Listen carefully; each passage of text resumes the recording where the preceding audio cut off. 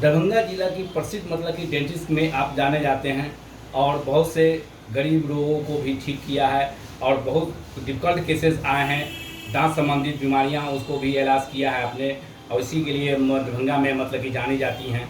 अभी जो दांत संबंधित युवा पीढ़ी को देख रहे हैं कि तरह तरह के नशीला पदार्थ खा रहे हैं, चाहे वो गुटखा हो, पान हो, सिगरेट हो, चाहे वो शराब से ये हो, तो सरकार भी जागरूकता कर रही है, स्वास्थ्य विभाग से भी जागरूकता हो रहा है, आप लोग भी जागरूकता कर रहे हैं, मीडियाकर्मी भी जागरूकता कर रहे हैं। तो ये युवा पीढ़ी जो दांत से संबंधित जो बीमारियां ज़्यादा बढ़ रहा है, क्यों? सबसे ज्यादा तो आज की जो युवा पीढ़ी है नशे के लत में सबसे ज्यादा आ गया और दांत के जो रोग है मुख्यतः कहिए आपको तंबाकू के कारण हो रहा है, गुटखा के कारण हो रहा है और सिगरेट के कारण, उसमें भी मुख्यतः गुटखा के कारण हो रहा है। हमारे क्लिनिक में बहुत पेशेंट आते हैं जो कि गुटखा के कंटिन्यूअस जो सेवन करते रहते हैं, तो हम उन्हें कई बार इलाज देने के बाद समझाते हैं, प्रॉमिस भी करते हैं वो कि आपसे हम गुटखा का सेवन नहीं करेंगे, लेकिन नशे के कारण कहीं वो अपना नशा का लत छोड़ नहीं पाते हैं। तो अब सिर्फ हम काउंसलिंग करने के लिए उनको कह सकते हैं कि आप इलाज तो हमारे यहाँ करवाइए, साथ साथ में जो काउंसलर हैं उनके पास जाके अपना काउंसलिंग करवाइए। अभी देख रहे हैं कि बहुत से ऐसे जो महिलाएं हैं, खासकर देखते हैं कि उनका जो तो कोई नशीला पदार्थ नहीं खाते हैं, तो उनका दांत क्यों खराब हो रहा है, मतलब कि खोदल हो जाता है, क्यों? देखिए, दांत की बीमारी में मुख्यतः आपके होते हैं साफ सफाई आप नहीं रखते हैं, इसके वजह से होती है।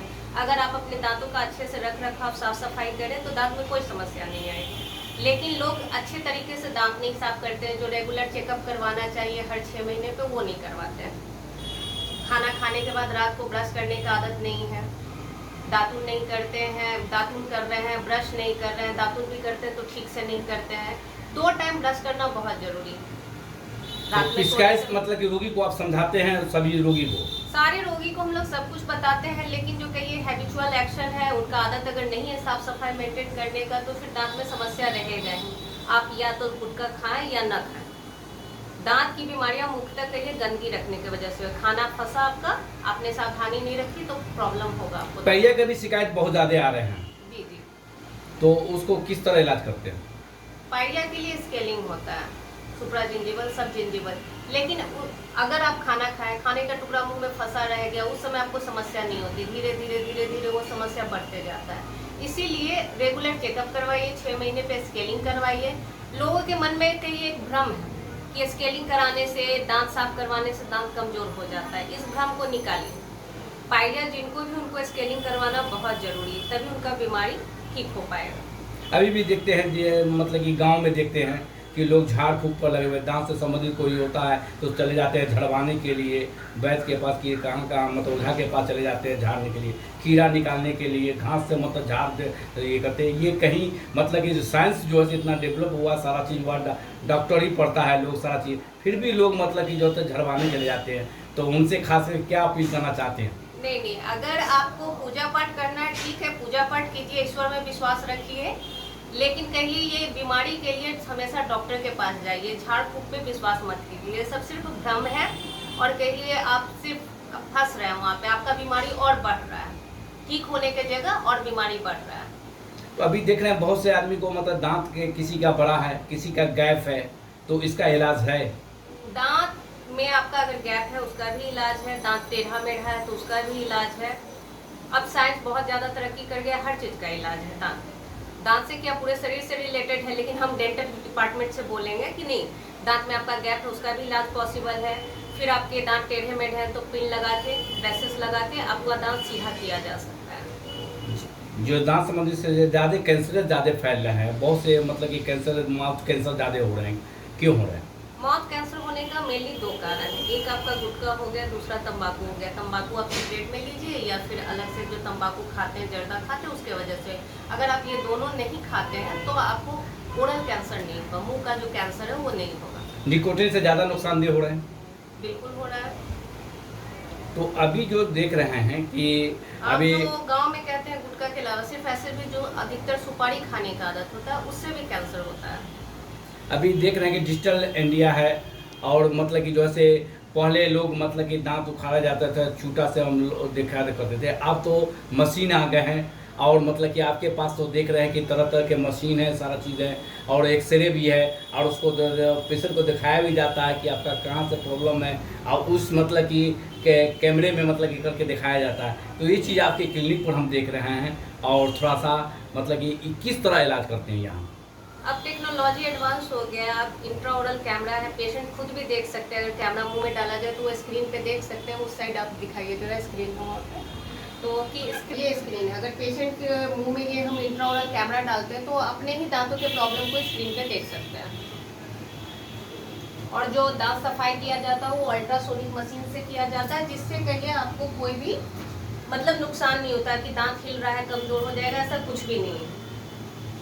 आपका दांत एकदम सेफ रहता है और मजबूत होता है। तो हम हर पेशेंट को कहना चाहेंगे हर 6 महीने में एक बार अपना चेकअप जरूर करवाइए। हम बताया जाए कि ये देख रहे हैं कि किस तरह मतलब कि जो ऐसे ये इसका किया जाता है। ये डेंटल कास्ट है। जब किसी का दांत जैसे निकल गया है, कहीं पे कोई दांत नहीं है, या फिर आरसीटी हुआ है, जैसे इस दांत में देखिएगा आप, किसी पेशेंट का आरसीटी हुआ था, उस पर कैप लगाने के लिए इम्प्रेशन लिया जाता है। फिर ये इम्प्रेशन हम लोग लैब में भेजते हैं, वहाँ से दांत बन के आता है और फिर दांत लगाया जाता है। तो ये इसको कहते हैं डेंटल कास्ट। फिक्स मतलब हो जाते हैं। पहले के देखते थे कि सोना का मतलब कि जैसे तार से ये किया जाता था, चांदी का ये दांत वो देखा करते थे। अब कई कंपोजिट मटेरियल आता है जो कि बिल्कुल आपके दांत के कलर का होता है। उसको दांत में भरा जाता है तो आपका पता नहीं चलेगा कि हाँ दांत जो है दूसरे मटेरियल से भरा गया, बिल्कुल ओरिजिनल लगेगा। जो दांत अब बनते हैं, पहले आरपीडी आता था, पहले ऐसे हमारे यहाँ आरपीडी लगाया जाता था। अब ये लगवाते नहीं है पेशेंट, अब फिक्स टीथ लगवाते हैं।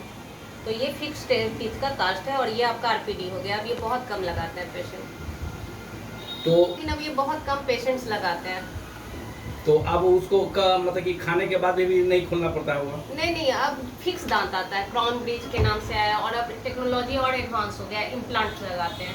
इम्प्लांट में क्या होता है, आपका स्क्रू से फिक्स कर दिए दांत, तो उसको निकालने की जरूरत नहीं होती है। जब दांत आप लोग उखाड़ते हैं पेशेंट का, तो उसमें मतलब कि जो है मतलब कि ब्लड भी गिरता होगा? बिल्कुल, ब्लीडिंग होती है। ब्लीडिंग होती है। पहले अपेक्षा अधिक होते थे, अब बहुत सुनने में आया कि बहुत कम होते हैं। नहीं, ऐसा कुछ नहीं कि पहले है हैमर का यूज करते थे हथौड़े से, अब वो हैमर वगैरह का यूज नहीं होता। बहुत कन्वीनियंट तरीके से दांत निकाला लोग जाता है। कितना डर रहा है, पेशेंट को बिल्कुल भी दर्द नहीं महसूस होगा।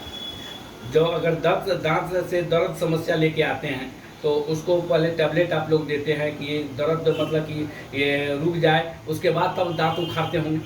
नहीं, सबसे पहले अगर पेशेंट में बहुत ज़्यादा पेन है तो उनको इंजेक्शन दिया जाता है, फिर एनेस्थीसिया, लोकल एनेस्थीसिया दिया जाता है, सुन्न किया जाता है दांत को, उसके बाद दांत निकाला जाता है। तो उनको बिल्कुल भी एहसास नहीं होगा कि उनके साथ कोई ट्रीटमेंट हो रहा है, दांत निकाला जा रहा है, ऐसा उनको बिल्कुल भी महसूस नहीं होगा। अच्छा, ये झंझनाहट का मतलब कि जो से ज़्यादा मतलब कि लोग शिकायत लेके आते होंगे कि झंझनाहट होता है, कोई चीज़ मतलब कि ठंडा चीज़ पीते हैं तो झंझनाहट होता है, तो गर्म चीज़ मतलब कि अगर कोई लेते हैं तो उसमें भी होता है, तो ये क्यों हो रहा है?